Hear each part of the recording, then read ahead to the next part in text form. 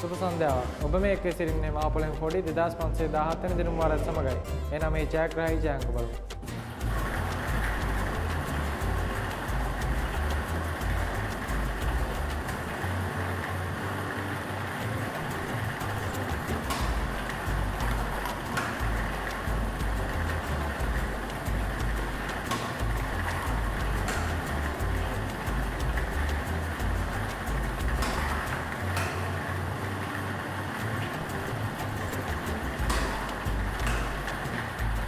එම දින වාරයේ ජයග්‍රාහී ජයංක වන්නේ ප්‍රථම අංකය අංක 4, දෙවන අංකය අංක 8, තෙවන අංකය අංක 4, සිව්වන අංකය අංක 3.